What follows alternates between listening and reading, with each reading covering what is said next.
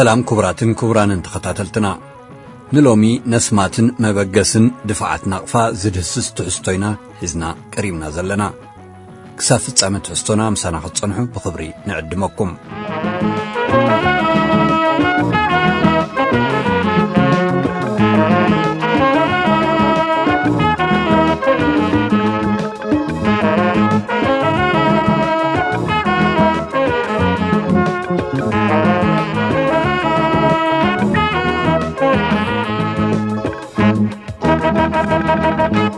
عبسم سويعنا فانيلي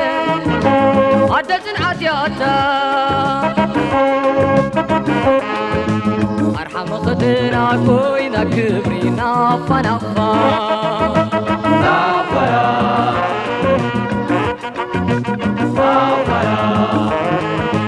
عبسم سويعنا فانيلي عدسن عسياتا أرحم خدنا كوينا كبرنا فنخفى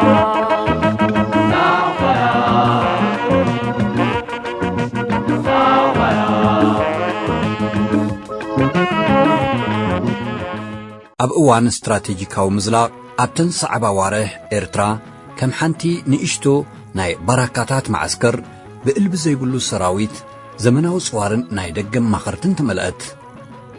بخل شيء نخاطر ما وتهدروا من قصاص عبللا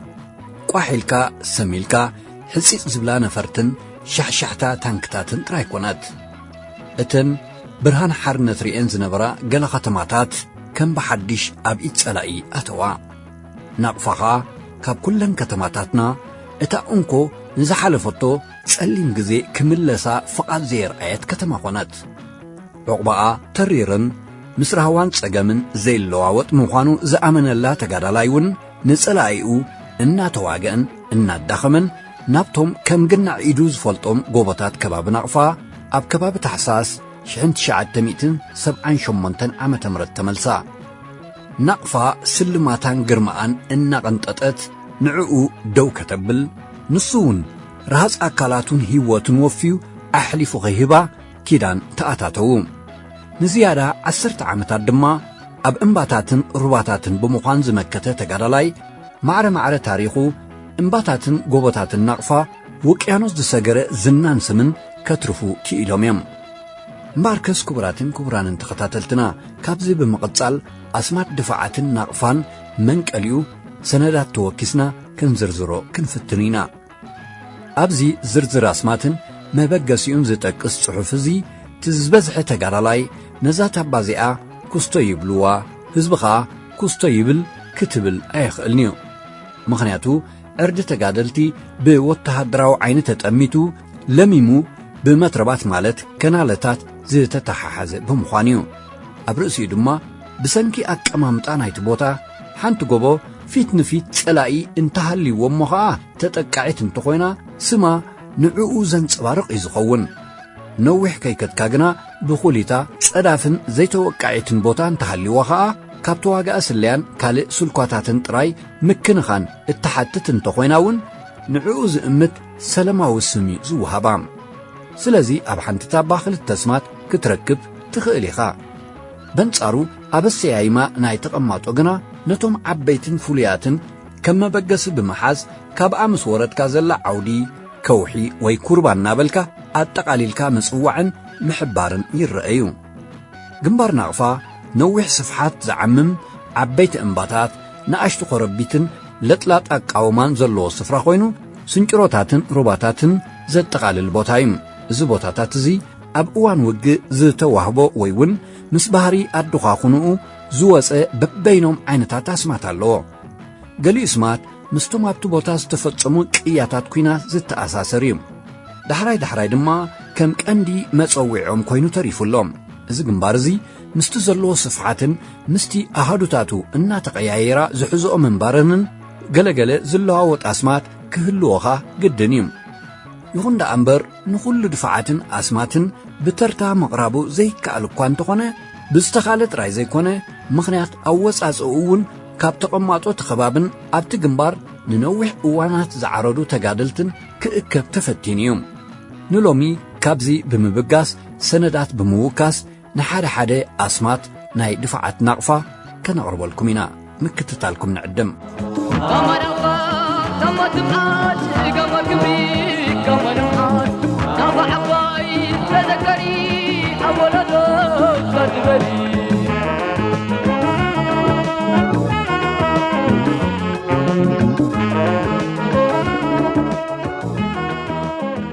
بእምባ ደንደን ክንፍልም ደንደን ካብቶም ንጥቃ 10 ዓመታት ብቋዋምነት ዘገልግሉ ዝነበሩ ዕርድታት ተጋደልቲ ሓደ እዩ ብስሙ ከዓ ግደፍዶ ኤርትራዊ ካልኦት ዜጋታት ውን ይፈልጥዎ እዮም እምባ ደንደን ኣብ ዝባኑ ኮይንካ ንኣዝዩ ርሑቕ ከባቢታት ከተማዓዱ ዘኽእል ናይ 1969 ሜትሮ ነቑጣ ብራኸ ዘለዎ ገዛኢ ድፋዕ እዩ ኣውሊዕን ታህሰስን ዝኣመሰሉ ኣግራብ ከዓ ይበቕሎ ስም ናይዚ በሪኽ እምባ ብተጋደልትን ብተቐማጦት ከባብን ሓደ እዩ ደንደን ይዝበሃል ኣብኡ ዓበይቲ ደናጉላን በዓትታትን ሕድሕዶም ዝተሓናገሩ ተረርቲ ኣእማንን ኣለዉ እዚ ዕድሎት እዚ ምስ ስሙ ቀጥታዊ ምትእስሳር ከም ዘለዎ ይዝንገር ምኽንያቱ ብቋንቋ ትግረ ደንደን ማለት መቃልሕ ዝመልስ ወይ ከዓ ዘጉረምርም ደሃይ ማለት እዮም እዚ ድምፂ ዝመልስ ደንደን ቅድሚ ናይ ኩናት ቦታ ምዃኑውን ብቐሊሉ ዘይድፈር ሕፉር እምባይ ነይሩ ምኽንያቱ ዝሕንሕን ኣንበሳ ዝጥዕም ምጉርምራም ድምፂ ይፍለዮ ስለ ዘይነበረ ከምዚ ሎሚ ደንደን ብኹናትን ኣራግፅን ኣግራቡን እንስሳ ዘገዳሙን ከይተቐንጠጠ እንከሎ ድምፂ ናይ እግርኻውን መቃልሕ እናመለሰ ዘፍርሕ ወይ ነፍስኻ ግንብንብ ዘብል ሓያል ማዕበል ዝፈጥር እምባ ምንባር እዩ ዝዝንቶ እምባ ደንደን ከም ቋመ ድፋዕ ካብ ዝምረፅ ክሳብ ካብ ናይ ኩናት መስመር ንድሕሪት ዝተርፍ ሓይሊ ጸላይ እናባሃጎ ግን ከዓ ክረግጾ ዘይበቕዐ እምባ ጽንዓትን መኸተን እምባ መስዋዕትን ዓወትን ምዃኑ እዩ ዝፍለጥ እምባ ደንደን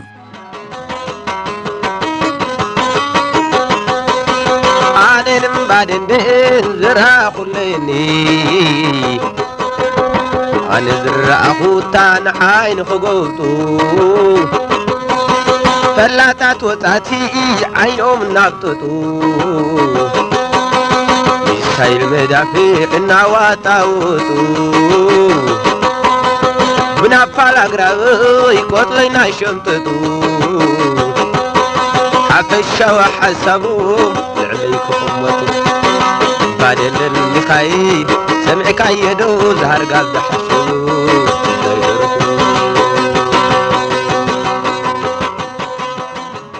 ካልእ እንሪኦ ድፋዕ ላጅን ዝበሃል እዩ ላጅን ቃል በቃሉ ብቋንቋ ዓረብ ስደት ወይ ዕቑባ ማለት እዩ እዚ ካብ ደንደን ንየማን ዝርከብ ተረተር ከዓ ላጅን ዝተባህለሉ ምኽንያት ነዚ ትርጉም እዚ ተጎዝጊዙ ስለ ዘሎ እዩ ላጅን ዋላ እኳ ኣብ ቀዳማይ መስመር ናይ ኩናት ዝርከብ ቦታ እንተኾነ ኣጥቃዓ ሓይሊ ወይ ጸላኢ ንዕኡ ተቖጻጺሩ ኣብ ትሕቲ ዓበይቲ ጎቦታት ኮይኑ ብመንበስበስቱ ስለ ዝውቃዕ ኣብቲ ኣተሓሕዝኡ ከምጽኦ ዝኽእል ለውጢ የልቦን ስለዚ እተን ኣብ ካልእ ሩሱን ድፍዓት ክዋጋኣ ጸኒሐን ወይ ቀንየን ሓይሊ ሰበን ብምኽንያት መውጋእትን መስዋዕትን ዝተዳኸማ ወይ ከዕርፋ ዝግበአን ኣሃዱታት ወይ ጋንታታት ንሓውሲ ዕረፍቲ ዝዓርዳሉ ዝዕቆባሉ ድፋዕ እዩ ብኸምኡ ድማ ላጅን ተሰይሙ ካልእ ኣብ ናቕፋ ዝርከብ ድፋዕ ዋንጫ ዝበሃል እዩ ዋንጫ ንእምባ ደንደን ተጎዝጊዝዋ ዘሎ እምባ እዩ ዋንጫ ዋላ እኳ ተወቃዕን ተማዕዳውን እንተኾነ ካብቶም ብቦምባኢት ዝተቐላለጡ ድፍዓት ግን ኣይኮነን ንደንደን ብሓውሲ ኹሊት ድሕር ኢሉ እዩ ዘሎ ዋንጫ ዝብል ስያመ ኸኣ ብቐጥታ ካብ ቅርጹ ዝነቐለ እዩ እዚ እምባዚ ብማዕዶ ክረአ እንከሎ ዝተገልበጠት ዋንጫ ወይ ምለሊኽ እዩ ዝመስል ነዚ ዝተዓዘቡ ተጋደልቲ ድማ ዋንጫ ዝብል ስም ሂቦሞ ኩሩዕን ካብ ርሑቕ ዝምዕዶን እምባ እዩ ድፋዕ ዋንጫ ካልእ እነልዕሎ ድፋዕ ናይ ናቕፋ ቮሊቮል ዝበሃል እዩ እዚ ዕርዲ እዚ በሪኽ ኣብ ርእሲ ምዃኑ ኣደኻኽንኡ ንጎልጎል ናሮ ከተማዕድወሉ ምቹእ እዩ ሓይሊ ጸላኢ ኣብቲ እዋን እቲ ናብኡ ልግቢሉ ዓሪዱ ዝነበረሉ ከባቢ እዩ ኣብ መንጎ ጸላእን ተጋደልትን ሓንቲ ንእሽቶ ጥጥሕቲ ጎልጎል ጥራያ ዘላቶ ኣብ ቮሊቮል ካብ ብረት ኣቕኒዕኻ ክትትኩስ ብቡምባኢት ክትደራበይ ዝምረጽ እቲ ምኽንያት ብዙሕ እዩ ብቖንዲ ግን ዕርድታት ወገንን ጸላእን ኣዝዩ ዝተቀራረበ ስለ ዝኾነ ከተነጻጽር ርእስኻ ከተውፅእ ዕድል የብልካን። ስለዚ ተሓንቲ ምርጫኻ ብቡምባ ኢድ ኢኻ ትዋጋእ። ኣብ እዋን ሻድሻይ ወራርካ እቲ ምድርባይ ቡምባ ኢድ እንካን ሃባን ስለ ዝነበረ ተጋደልቲ ሕድሕዶም እናተዋዘዩ እዝስ ውግእ ዘይኩነስ ጽወታ ቡምባ ቮሊቮልዩ ብምባል ሰይሞሞ ካብኡ ነጀው ድማ በዚ ስም እዙዩ ዝፍለጥ። ኣብ እዋን ብረታዊ ቃልሲ ብዙሓት ተጋደልቲ ካብ ጸላኢ ንዝተሰንድወት ቡምባ ቃዕ ኢላ ቅድሚ ምፍንጃራ ብልዑል ቅልጣፈ ልዒሎም ናብ ዝመጸቶ ዝመልስሉ ኣጋጣሚታት ከም ዝነበረ ይንገር እዩ። በዚ ገባብ እዚ ክጥቀሙ ቡምባ ኣብ ኢዶም ተፈንጂራ ኢዶም ዝቆረጸቶም ተጋደልቲ እውን ኣለዉ። ይኹን እምበር ቮሊቮል በዚ መዳይዚ እንታይ ሪኣ ወይ መዝጊባ ትሑዝ ሓበሬታ የለን። ብዘይካዚ ኣብ ቮሊቮል ኣብ መንጎ ጸላእን ወገንን ኣብ ዝርከብ ቦታ ሓንቲ ዓባይ ከውሒ ነበረት። ነዛ ዓባይ ከውሒ እዚኣ ተጠቒሞም ከዓ ወገንን ጸላእን ቡምባ ኢድ ይድርብዩላ ነበሩ። ገለ ሰባት እቲ ቮሊቮል ዝብል ስም ካብዚ ምቅብባል እዚ ዝነቐለዩ ዝብሉ እውን ኣለዉ።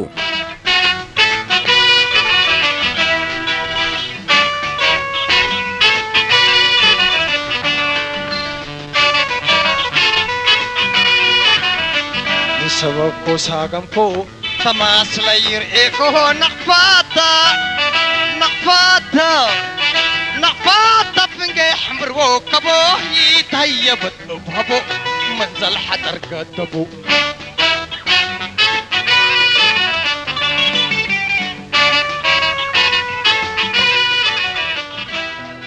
ካልእ ተዘካሪት ድፋዕ ናይ ናቕፋ ጉሎብያ። እዛ ድፋዕ እዚኣ ከምቲ ካልእ ድፋዓት ፊት ንፊት ዓሪትካ ክትተኾሰሉ ዘየኽእል ዕርዲ ዝነበረ እያ። ከምኡ ክትገብር እንተፈቲንካ ብኹሊትካን ብድሕሪኻን ካብ ጸላኢ ጥይት ይትኰሰካ። ስለዚ ብዙርያ ኽቢብካ ከተዝግብ ትግደድ ማለት እዩ። ጉሎብ ማለት ቅርፂ ዓለም ከዓ ነዚ ኹነት እዚ ንኽገልጽ ዝወጸሉ ስም እዩ። ይኹን እምበር ነቲ ኣታዊ ባህሪው ኣብ ግምት ዘእተወ ኣተሓሕዛ ተገይሩሉ ጸላኢ ክሰግሮ ዘይከኣለ ኣብ መዝገብ ዕርዲ ጽንዓት ስሙ ዘእተወ ድፋዕ ከዓ ክኸውን ክኢል እዩ ዕርዲ ግሎብ። ሓንቲ ካብ ድፋዓት ናቕፋ ስመን ገኒኑ ዝርከብ ፊደል ፔያ። ፊደል ፔ ዝበሃል ዕርዲ ኣዝዩ ህቡብ ዝኾነ ስም እዩ። ፊደል ፔ ሩባ ሓዳይ ወዲእኻ ንናቕፋ ኣብ ዘቐልቅል በሪኽ መገዲ ናይ መኪና ዘሎ ድፋዕ እዩ። እዚ ዕርዲ እዚ ጽርግያ ንምዕጻውን ንዕኡ ንምሕላውን ቀንዲ ቦታ እዩ። ስለዚ ቅርጺ ናይቲ ኣተሓሕዛ ድፋዕ ንፊደል ፔይ ዝመስል። እዚ ካብዚ ትዕዝብቲ ዝወፀ ስም ድማ መጸዊዒኡ ኮይኑ ተሪፉ። ፊደል ፔ ንጽርግያ ተሪፉ ዘሎ ጸላእኻ ካብ ርሑቕ እውን ከም መብተኺ ነቲ መላእ ግንባር ከፍርሰሉ ዝተመነዮ ኢሉ ዝበሃጎን ግን ከዓ ዘይረኸቦን ዕርዲ እዩ ዕርዲ ፊደል ፔ። ካልእ ተዘካሪት ዕርዲ ናይ ግንባር ናቕፋ መርከብና እትበሃል ዕርድያ። እዚ ካብ ከባቢኡ ብርኺሉ ዝርአ ቦታ እዩ።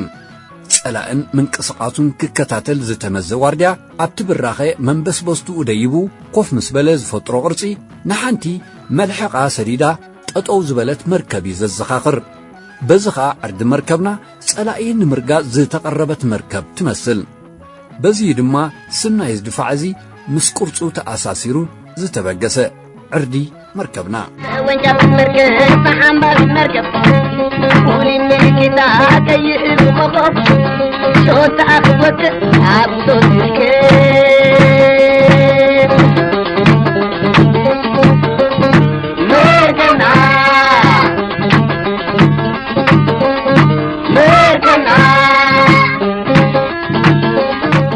ካልእ ተዘካሪት ዕርዲ ናይ ናቕፋ ፈርኔለያ። እዚ ዕርዲ እዚ ኣብ መንጎ እምባ ደንደንን እናኹራን ዝርከብ ክብብ ኢሉ ትሕት ዝበለ ቦታ እዩ። ኩላትና ከም እንፈልጦ ፋርኔሎ ሓዊ ዝእጎደሉ ኣቕሓ ኮይኑ ግና ከዓ ዋላ እኳ ጋሃፅሃት ዝብል ሓዊ እንተሰኣነ ኣሰር ሓዊ ዘይፍለዮ ኣቕሓ እዩ። ዕርዲ ፋርኔሎ እውን ጸላኢ መላእ ሻምብቆታት ብሮቱን ነፈርቱን ዘቕንዓላ ቦታ ስለ ዝኾነት ንልዕሊ 10 ዓመታት ከም ፋርኔሎ ትክን ሓውን ዘይተፈልያ ድፋዕያ። በዚ ኹነት እዚ ይትረፍዶ ህይወትን ሓንጎልን ዘለዎ ፍጡር ዋላቲ ዝደቐቐሞ ኣብ 7 መንቃዕ ኣትዩ ክጸንሕ ወይ ክነብር ዝኽእል ለመምታውን ንኻሊእታት ጠጠው ክብለላ ኣይክእልኒ እዩ። ተጋዳላይ ግና እቲ ሓደ እናወደቐ ዘይወደቐኻ እናተተክአ ኣሕሊፉ ኣይሃባን። ጸላኢ ወራር መፀ ንፈርኔሎ ከም መስበር ናይቲ ግንባር ገይሩ ዘተኩረላ ዝነበረ ምኽንያቱ ንዓኣ እንተተቆጻጺሩ ብዙሕ ላዕልን ታሕትን ከይበለ ሩባ ምዑ ሒዙ ንኸተማ ናቕፋ ከኣቱን ነቲ በረኽትን ጽኑዕን ዕርድታት ብሕቑ ክጠውዮን ይኽእሎ እዩ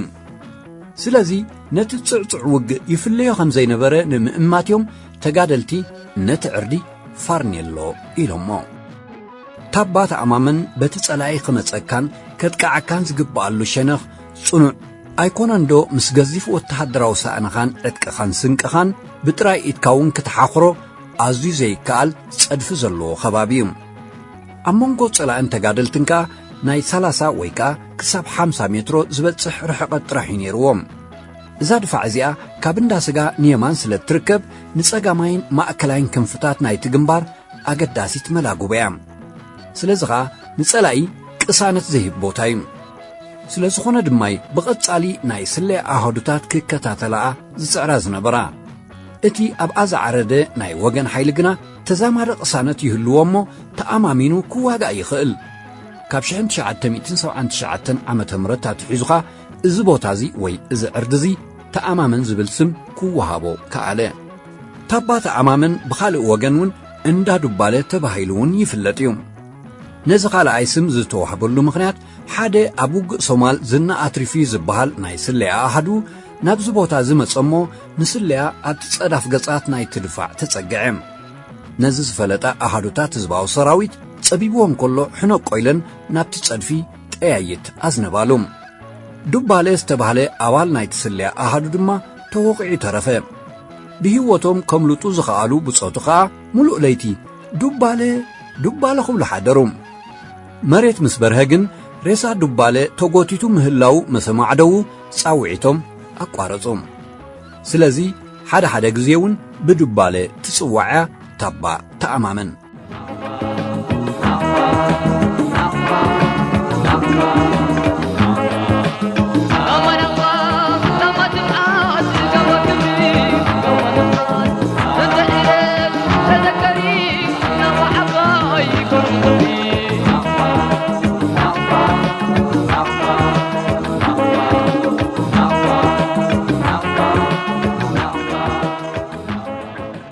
ካልእ ክንጠቕሶ ንኽእል ኩባንያ ዝበሃል ዕርዲ እዩ ኣብ ጫፍ ጎላጉል ናይ ናሮ ዝርከብ ብውልዕን ታሃሰስን ዝተሸፈነ ዓብ ጎቦ እዩ ዕርዲ ኩባንያ ነዚ ስፍራ እዚ ኣብ መጀመርታ እኳ ጸላእ እንተነበሮ ዳሕራይ ግን ድፋዕ ሰራዊት ሓርነት ይኾይኑ ንጸላኢ ኣመና ዘገድሶ ነቑጣ ስለ ዝነበረ ኸኣ ናይ ኩናት ህልኽ ፍጹም ኣይትፈልዮን ጸላኢ ኣጋር ሰራዊት ቅድሚ ምስዳዱ ኣሎ ዝበሃል ከበድ ትጽዋሩን ነፈርቱን ኣቕኒዑ ከውሕን ገረቡን ክሳብ ዝባድም ይድብድቦ ነበረ ዶሮና መዳፍዕ ምስ ዓረገ ግና ርእሲ ተጋዳላይ ካብ መዛግባ ቦሎኽ ኢላ ብምውፃእ ምቁማት ትጅምር ንኸበድ ትጽዋር ዘመሓድሩ ኣዘዝቲ ሓይሊ ጸላእ ኸኣ ካብቲ ዝኽዕውዎ ዝነበሮ ሓዊ ትተርፍ ትንፋስ ኣይትህሉን እያ ብምባል ስለ ዝገመቱ ንኣዘዝቲ ኣጋር እተው ይብልዎም ኣዘዝቲ ኣጋር ኣይፋልናን ናይ ማዕዶ ደብዳብ ደኣ ቀጽሉልና ዝብል ምጭቕጫቕ ይስዕብ ኣብ መወዳእታ ግን እቶም ኣዘዝቲ ናይ ከቢድ ብረት ኣይትፍርሑ ኣብኡ ሰብ ዝሰርሕ ኩባንያ የለን ወይ ኣብኡ ሰብ ዝሰርሕ ኢንዳስትሪ የለን እቲ ብኡ ዝነበረ ተጋዳላይ ከዓ ተደምሲስ እዩ ይብልዎም ካብዚ ብምብጋስን ንምሩኻት ብምሕታትን ከዓ ጸላኢኡ ዘውድቕ ተጋዳላይ ነቲ ከባቢ ኩባንያ ብምባል ጸዋዓ ብዘይካዚ ታሪኽ እዚ እዛ ድፋዕ እዚኣ ክልተ ሰባት ካብ ጋንታ ይድይብዋ እሞ ጋንታ ናይ ኢድ ቡምባታት እናቐበለቶም ክዋግኡ ዝውዕሉላ ቦታ እያ ነቲ ከም ስራሕ ፋብሪካ ወይ ኩባንያ ገሌኻ ጥረ ነገር እናቐበልካን ገሌኻ ኸኣ እናህለካን ዝዕመም ዕማም እቶም ተጋደልቲ ኩባንያ ብምባል ሰይሞማ ዝብሉ እውን ኣለዉ ካልእ ቀጺልና እንሪኣ ዕርዲ ትክሰያ እዚ ስም እዚ ብተቐማጦ ከባቢ ካብ ጥንቲ ጥቅምቲ ጀሚሩ ዝጽዋዓሉ ዝነበረ ስም እዩ ኣብቲ ንጎላጉል ናሮ ዘእቱ ኣጻምዕ ቦታታት ከም ገነት ምድረ በዳ ክውሰድ ዘኽእሎ ናይ ማይ ጸጋ ዘለዎ ሩባውን ይርከቦ እዩ እዚ ብልጫ እዚ ጸላኢ ክጠማመቶን ሙሉእ ኣድህብኡ ከምብረሉን ይድርኾ ነበረ በዚ ድማ ቀጻሊ ናይ ህልኽ ውግኣት ኣብቲ ቦታ ተኻይዱ እዩ ኣብ መንጎ ሳልፈርን ኩባንያን ዝተባህለ ዕርድታት ምህላው ኸኣ በተን ኣብኣ ዝዓረዳ ኣሃዱታት ከም ጎረሮ እዩ ዝቝጸር ኣብ እዋን ብረታዊ ቃልሲ ካብኣ ዝመፁ ተጋደልቲ ክዳኖምን ነብሶምን ጽሩያት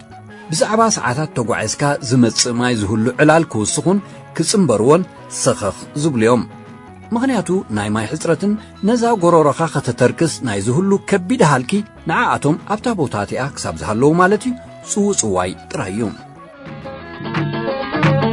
زينب مدرا تغني تورواري تبعد اللي تمكتري زينب مدرا تغني تورواري تبعد اللي تمكتري مع ذا المثل يبلبل البلل البحري يصير ربق ومثل نايت منك أواج نقاي تدول كعبي درمتوار بحر زمرت قيلي قيلي يعلبت تهدي دوبت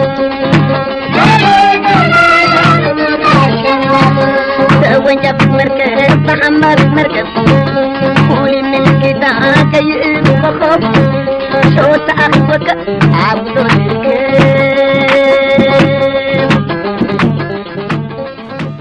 ናይ መወዳእታ ንሎሚ እንሪኣ ዕርዲ ዕርድና ኹራያ ዕርድና ኹራ ሓንቲ ካብተን ተዘከርቲ ዕርድታት ናይ ግንባር ናቕፈያ ናኹራ ካብተን ብዙሓት ኣብ ቀይሕ ባሕሪ ዘለዋ ደሴታት ሓንቲ እኳ ትኾን እምበር ብስማስ ንኹላተን ደሴታትና ዓብሊላ ጸብለል ዝበለት እያ ኣብ ታሪኽ ግዜ መግዛእቲ ብፍላይካ ኣብ ግዜ መግዛእቲ ጣልያን ከምኡ መኾኒኣ ኸዓ ምኽንያት ኣለዋ ገዛእቲ ጣልያውያን ናይ ሓርበኝነት መንፈስ ንዝነብሮም ተቓለስቲ ኤርትራውያን ስምዒቶምን ተቃውሞኦምን ናብ መላእ ህዝቢ ከይልሕም ምእንቲ ኣብቲ ብኹሉ ሸነኻታ ብዓሚቕ ማይ ባሕሪ ዝተሓጽረት ደሴት ናኹራ ወሲዶም ይሕይርዎም ነበሩ እቲ ቤት ማእሰርትን መቓብርን ናይቶም ሓርበኛታት ክሳብ ሎሚ ኣብኡ ህያው ኣሎ ስለዚ እስም እዚ ካብ ደሴታት ቀይሕ ባሕሪ ናብ ግንባር ናቕፋ ዝተሰጋገረሉ ሓደ መተኣሳሰር ነጥቢ ክህሉ ኸዓ ግድን እዩ ናኹራ ነቲ ባሕሬናን ጓል ደንደንን ዝህሉ ሓይሊ ጸላኢ ብዓቢኡኻ ነቶም ኣብ እግራ ሕልኽልኽ ዝብሉ ብዝያዳ ኣዝያ ቀረባን ብመንበስበስታ ዝርእዋን ስለ ዝኾነት ኣብኣ ዝዓርድ ሰራዊት ወገን ኩሉ ምንቅስቓሱ ብጸላም ኮደኖ ክኸውን ይግደድ እዩ በዚ ምኽንያት እዚ ብቐትሪ ንኽትሸይን እውን ስለ ዘይትኽእል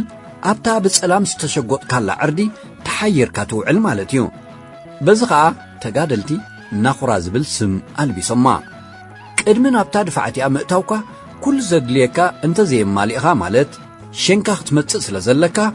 ክሸይን እየ ወይ ከዓ ንፋስ ክወስድ እየ ክትብል ፍጹም ኣይትኽእልኒ ኢኻ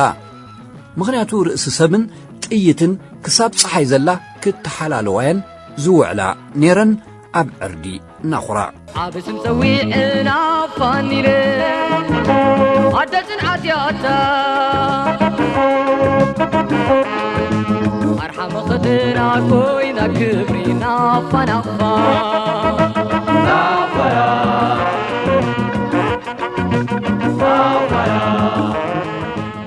كبراتن كبرانن تخطاتلتنا منشي سندات بموكاس زدالنا لكم نعردتات نقفا زدهسس تحستونا أبزي فتسمنا لنا كالي قزي بخالي تاريخاو تحستو كنراغبنا نحجي أبزي كأخلنايو لايك مقبار أي تزنقعو يغني لنا سلام نخلاتنا عوتنا عفواش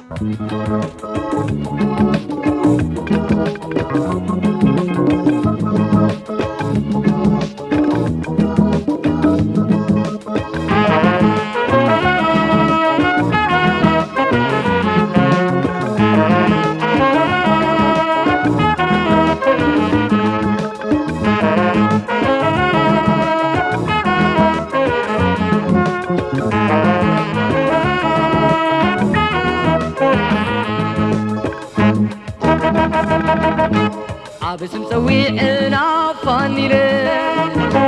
عدتن عدياتا أرحم خدنا كوينا كبرينا فنخفا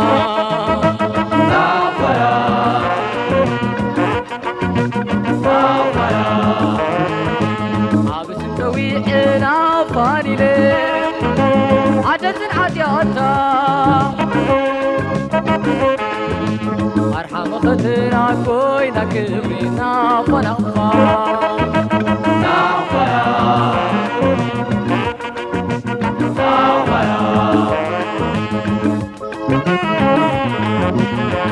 أكور ددي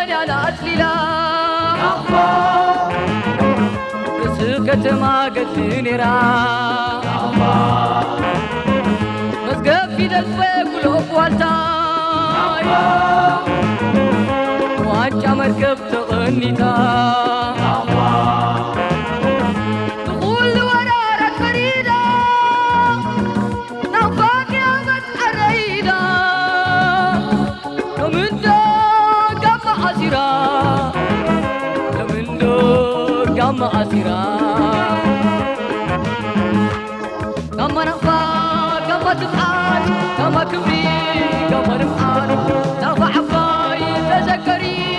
أبولا تدبري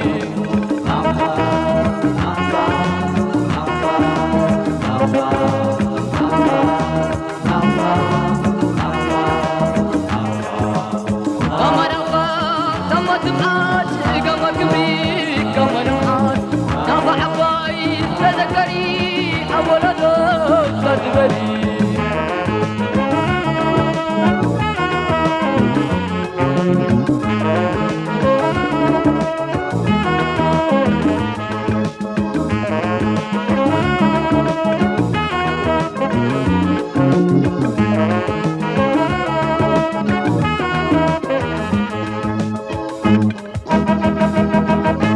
عبس مسوي أنا فاني ليه عدد العدياتا أرحم خطنا كوينا كبرينا فنقفا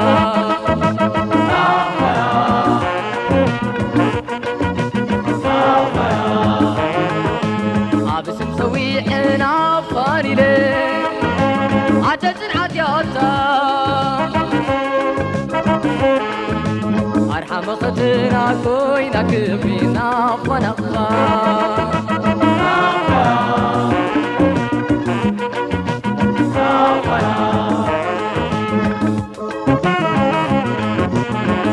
تمرتني يا تتحبو تسفاناني ربع عيتبو عتقمبر كوينو لو هيوتي ملكعي كوينا لا تمصري كبيرة نفا كبيرة بس كم نصري سلاميسا نفانا كم عسيرا نفانا كم عسيرا كما نفا كما تبعات كما كبري كما نفعات زند إليك تذكري وعطاي كبري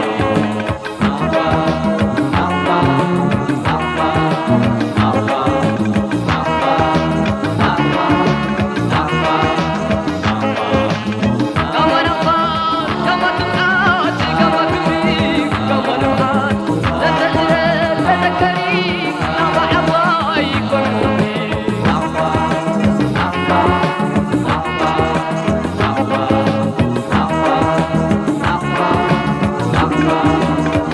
كما نفعات كما تبعات كما كبري كما نفعات زند إليك تذكري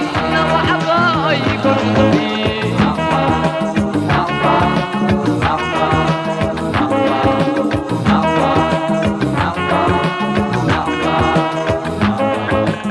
كما نفعات كما تبعات كما كبري كما نفعات زند إليك تذكري نفع عطاي كل صبري